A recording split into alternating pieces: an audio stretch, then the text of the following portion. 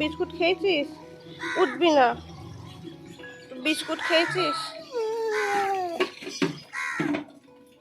নমস্কার, কেমন আছেন আপনারা সবাই? আশা করছি আপনারা সকলে খুব ভালো আছেন। গত রাত্রে ঝড় বৃষ্টির পর আশা করব আপনারা সবাই নিরাপদেই আছেন। তো গত রাত্রে প্রচণ্ড ঝড় বৃষ্টি হয়েছে, না বৃষ্টি সেইভাবে না হলেও ঝড়টা হয়েছে প্রচণ্ড রকমভাবে। তার জন্য দেখুন যত কলা গাছ ছিল সব কিন্তু একধার থেকে পড়ে গেছে। আজ রবিবার, আর রবিবারের সকালটা সেই রকম কোনো তাড়াহুড়ো থাকে না, তাই ঘড়ির কাঁটাটা কিন্তু একটু বেশি এগিয়ে গেছে। ওই বাজে এখন 7:30 মতন। তো সকালে রান্না বান্নার জন্য সবজি কাটতে কিন্তু বসে পড়েছি। এত বড় কুমড়ো নিয়ে এসেছে, আর কুমড়োটা হবে ভাজা। সেই জন্য কোন দিক থেকে কাটবো আর কোন দিক থেকে না কাটবো সেটা না আর বুঝে উঠতে পারছিলাম না। যাই হোক, অনেক ভেবেচিন্তে কিন্তু ঠিকঠাক দিক থেকে কেটে নিয়েছি। ভাজাটার জন্য শেপটা একদম দারুণ হয়েছিল। তো আজকে আসবে দাদা, মানে কমলদা আসবে। তো তার জন্যই সকাল সকাল সব ভাজাভুজি হচ্ছে। আর দাদা কিন্তু কুমড়ো খেতে প্রচণ্ড ভালোবাসে। আর শুধু দাদা নয়, দাদার মেয়েও কিন্তু কুমড়ো খেতে খুব ভালোবাসে। তাই মিষ্টর জন্য হবে আজকে কুমড়ো ভাজা। তাই সকালে ওই দুটো রকমের ভাজা হবে, আর ডাল তরকারি যা নর্মাল মতন হয় তাই হবে। তো দেখুন, তার জন্য আমি সমস্ত সকাল থেকে কাটাকুটিগুলো করে রেখে দিচ্ছি। এই কাটাকুটিগুলো হয়ে গেলে মা এদিকে রান্নাটা বসিয়ে দেবে, আর আমি যাব ওই রবিবার সকালের যা কাজকর্মগুলো থাকে। সপ্তাহের বাকি দিনগুলো তো তার এইসব কাজকর্মগুলো করা হয়ে ওঠে না, সেই জন্য সেই কাজকর্মগুলো করতে চলে যাব। তো দেখুন, এদিকে সমস্ত কিছু কাটাকুটি হয়ে গেছে। ওই যে এঁচোড়, আলু, শাক, আর এদিকে কুমড়ো কিন্তু ভাজা বসে গেছে। আর এইদিকে কড়াইয়ে তেল আর কাঁচা লঙ্কা ফোড়ন দিয়ে হবে ওই পাট শাকটা ভাজা। আর এদিকে মিষ্টুর মাও মিষ্টুকে খাওয়াতে বসিয়ে দিয়েছে। সকালবেলা দেখেছেন, ফোন না দেখে খাবে না, কি কান্না কি কান্না। যাই হোক, চলুন এবার ঘরের বিছানাপত্র ঝেড়ে একটু ব্রাশ করে নিই। সকাল থেকে এই কাটাকুটির চাপে আমার আর ব্রাশ করাটাই হয়ে ওঠেনি। যাই হোক, ব্রাশ করে চলে এসেছি। তো দেখুন মিষ্টি আমার জন্য কী নিয়ে এসেছে। ওরা গিয়েছিল দীঘা বেড়াতে, আর তার জন্য মামিমণির জন্য দুটো কানের একটা সুন্দর পেন নিয়ে এসেছে। আর সেটাই ও আমাকে খুব সুন্দরভাবে দিয়েও দিল। তারপরে চা খেতে বসেছিলাম, আর আমার সাথে সাথে ও কিন্তু একটু একটু বিস্কুট খেয়ে নিচ্ছিল। যদিও ওর সকালের খাওয়া হয়ে গেছে, কিন্তু তবুও ও আমার সাথে একটু করে বিস্কুট খাচ্ছিল।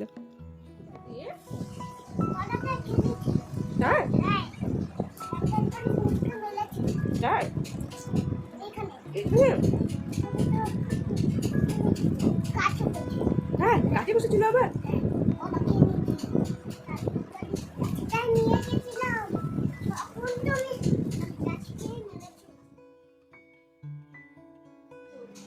আমরা কোথায় যাব বলো দাও? আমরা ভাত রাঁধতে যাব। ঠিক আছে, আমরা এখন ভাত রাঁধতে যাব। মুখ থেকে হাত সরাও, যে বলো আমরা রান্না করব। চলো। শুনলেন ওর সব পাকা পাকা কথা? আর কোথাকার গল্প যে কোথায় নিয়ে চলে আসবে তার কোনো হাতামাতাই পাওয়া যাবে না। দেখুন, এদিকে চলে এসেছি, এই উনুনে ধোঁয়ার মাঝেও কিন্তু ওকে আসতে হবে রান্না করতে। আর এদিকে ভাতের হাঁড়িও বসিয়ে দিয়েছি, তো সকালের ভাতটা হয়ে যাবে। এরপরে ওই কদিন আগেই বিয়ে বাড়ি ছিল, তার জন্য যত রাজ্যের জুতোগুলো বের করা হয়েছিল, তো সেগুলো খুবই নোংরা হয়ে গেছিলো। তাই ভাবলাম আজকে জুতোগুলো একটু পরিষ্কার করে নিই, তারপর রোদে শুকিয়ে আবার বাক্সবন্দি করে রেখে দেবো। তো তার জন্যই জুতোগুলোও ধুয়ে নিলাম, আর ভাবলাম চিরুনিগুলোও তো খুব নোংরা হয়েছে, তো চিরুনিগুলো একটু গরম জল দিয়ে পরিষ্কার করে নিলাম। বেশ পরিষ্কার হয়ে গেছে কিন্তু। আসলে মাঝে মাঝে এগুলো করে নিলে কিন্তু আর নোংরাটাও কম হয়, আর পরিষ্কারও কিন্তু হয়ে যায় তাড়াতাড়ি। আজকে আবার রোদের জোরটাও যেরকম নেই, কি জানি জুতোগুলো শেষ পর্যন্ত ভালোভাবে শুকাবে নাকি।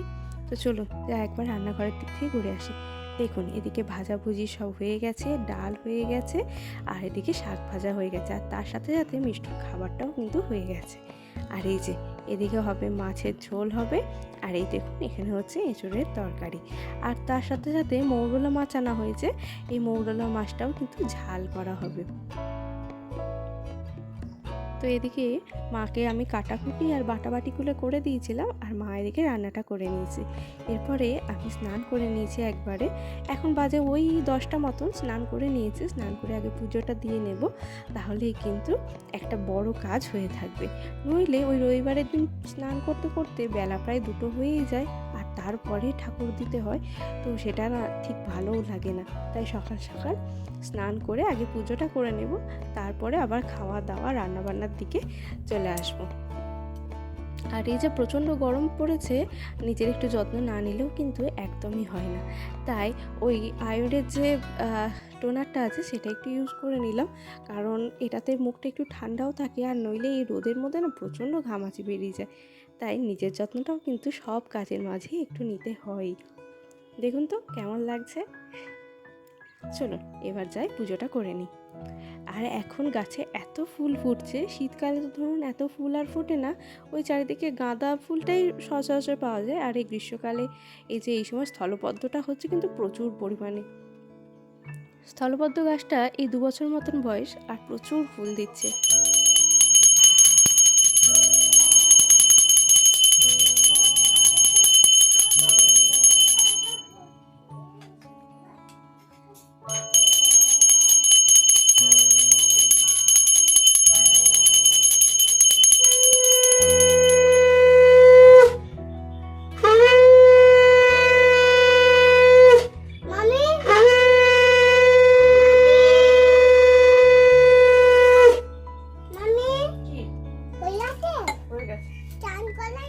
দেখুন তো কেমন লাগছে, প্রচুর ফুল পেয়েছিলাম আর অনেক রকমের ফুল।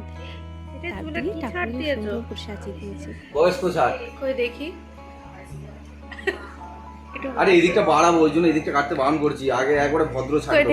দেখি 2 দিন বাদে দিয়ে বললাম যে এদিকটা বাড়া, আস্তে আস্তে এদিকটা বড় হয়ে যাবে, দিয়ে ভদ্র কাটিং দিতে হবে। বয়স হয়ে গেছে আমার। এদিকে ও হাত পা ধুয়ে চলে এসেছে আর সকালে জল খাবারও খেয়ে নিচ্ছে। তো আজকে জল খাবারে ওই যে ভাজা ভুজি দিয়ে আর ডাল দিয়ে ভাত খেয়ে নেবে, আর তার সাথে ছিল গন্ধরাজ লেবু। তো ওরাও সব খেয়ে নিই, মিষ্টু বুড়িও খেয়ে নিচ্ছে। আর ওই যে কালকে এরপর গাছের যা কলা গাছ পড়ে গেছিলো সেগুলোতে এবার ব্যবস্থা করতে হবে, কারণ কালকে শনিবার ছিল আর রাত্রেবেলা বলে কলার কাঁদিটা আর কাটা হয়নি। এই জন্য আজ সকালবেলায় কলার কাঁদিটা কেটে নিয়ে চলে আসা হয়েছে। এই দেখুন কলাগুলো না এখনও সেইভাবে পুষ্ট হয়নি, কিন্তু কি করব, ওই নিয়ে চলে এসেছে। আর এই যে ও সব গাছগুলো কিন্তু একটু ছেঁটে দিচ্ছে। দেখুন এই যে পর্তুলিকা ফুলটা কি সুন্দর হয়েছে না। আচ্ছা আপনাদের কাছে আর কি রকমের ভ্যারাইটি আছে আমাকে একটু বলবেন। আমার কাছে কিন্তু এই সাদাটাই আছে। আর আজকেই মিষ্টুরা বাড়ি চলে যাবে, তার জন্য দেখুন দাদাও তো চলে এসেছে, আর বাবাকে পেয়েও তো একদম বাবার কোলে উঠে পড়েছে। চলুন এদিকে ওরা কলা গাছগুলো সব কেটে ফেলেছে, আর আমি থোড়গুলো আস্তে আস্তে নিয়ে চলে যাই। আর এদিকে দাদাকেও খেতে দিয়ে দিয়েছি। দাদার সঙ্গে দেখেছেন বাবা মেয়ের কত গল্প হচ্ছে। তো এদিকে মাছের ঝোলের জন্য মাছ ভাজাও হয়ে গেছে, আর এদিকে পুঁটি মাছগুলোও কিন্তু, পুঁটি মাছ না ওগুলো হচ্ছে মৌরলা মাছ, সেগুলোও কিন্তু বেছে এনে রেখে দিয়েছে।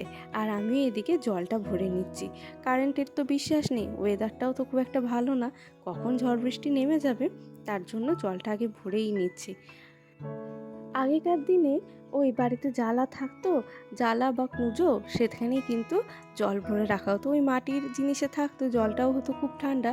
কিন্তু এখন তো ফ্রিজ চলে এসেছে, আর এখন কেউই সেইভাবে আর গ্লাসে জল খায় না, ওই ফ্রিজেতেই জল ঠান্ডা হয়, আর এই বোতল ধরেই মানুষ কিন্তু খেয়ে নেয়। তবে বিশ্বাস করুন এই প্রত্যেক দিন গরমকালের দিনে বিশেষত এই এত বোতল জল ভরতে কিন্তু প্রচণ্ড বিরক্ত লাগে, তার উপরে তো এই বোতল পরিষ্কার করতে আরও বিরক্ত লাগে। যাই হোক প্রচণ্ড গরম করছে, সেই জন্য একটু নুন চিনি দিয়ে শরবত বানিয়ে নিচ্ছি। আর গন্ধরাজ লেবুটার থেকে তো আর লোভ সরাতে পারলাম না, তাই সব কিছু দিয়ে একটু শরবত করে নিচ্ছি। এদিকে ওরাও তো রোদ্দুরে অনেকক্ষণ ধরে গাছগাছালি নিয়ে কাজ করছে, তো সবাইকে একটু শরবত দিয়ে দিই, কারণ এই সময় এত ডিহাইড্রেশন হয়ে যায় যে মানুষের শরীরটা খুবই খারাপ হয়ে যায়। তো আপনাদেরকেও বলছি প্রচণ্ড গরমের মধ্যে কিন্তু প্রচুর পরিমাণে জল খাবেন, আর পারলে একটু নুন চিনি দিয়ে জল করেও খাবেন। ওআরএস তো সবসময় থাকে না, কিন্তু নুন চিনিটা বাড়িতে সবসময়ই থাকে, তো সেই জন্যে নুন চিনির জলটা খেলেও কিন্তু শরীরে জলের চাহিদাটা পূরণ হবে। বাজে ওই 1:10 মতন, তো সমস্ত কাজকর্ম কমপ্লিট হয়ে গেছে, এরপর খাওয়া দাওয়ার পালা। এবার একটু বসে জিরিয়ে নেব, তারপর সবাই মিলে একসাথে খেয়ে নেব। চারিদিকে এত রোদ্দুর ছিল, আর এখন চারিদিকটা একদম মেঘলা হয়ে গেছে, বৃষ্টি তো হবে বলছে ওয়েদার রিপোর্টে, কিন্তু জানি না কখন থেকে মানে কি বলবো, থাকা যেত না। যাই হোক এই বৃষ্টি হব ওয়েদারটা রয়েছে, তো মেঘলা মেঘলা, গরমটাও অতটা নেই, মোটামুটি পাহাড় হাওয়ায় বসলে তো বেশ ভালোই গাটা ঠান্ডা হয়ে যাচ্ছে। কাজকর্ম করতে গেলে একটু তো ঘাম হচ্ছে, কিন্তু পাহাড় হাওয়ায় বসলে বেশ গাটা ঠান্ডা হয়ে যাচ্ছে। তো এবার একটু জিরিয়ে নিই, নইলে আর খেতে পারবো না। কি এখন ঝড় বৃষ্টি হচ্ছে? গতকাল রাত্রে তো প্রচন্ড ঝড় হয়েছে, মানে এলোমেলো ঝড় হয়েছে। তার জন্য তো আমাদের বাড়ির কলা গাছগুলো সবই পড়ে গেছে। কলা গাছ পড়ে গেছে বলে কোনো দুঃখ নেই, কিন্তু কত লোকজনের ঘরের যে চাল উড়ে গেছে এটা ভেবেই খুব খারাপ লাগছে। আসলে হাওয়াটা তো দমকা দমকা দিয়েছে আর এলোমেলোভাবে হাওয়াটা দিয়েছে, তো এটাই খুব খারাপ লাগছে। তো আপনাদের ওদিকে কেমন পরিস্থিতি সেটা কিন্তু এসে গেছে, আর আমরা বৃষ্টিতে ভিজতে চলে এসেছি।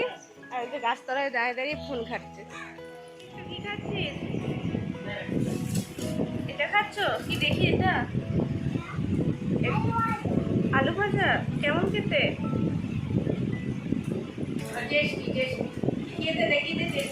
টেস্টি দেখো।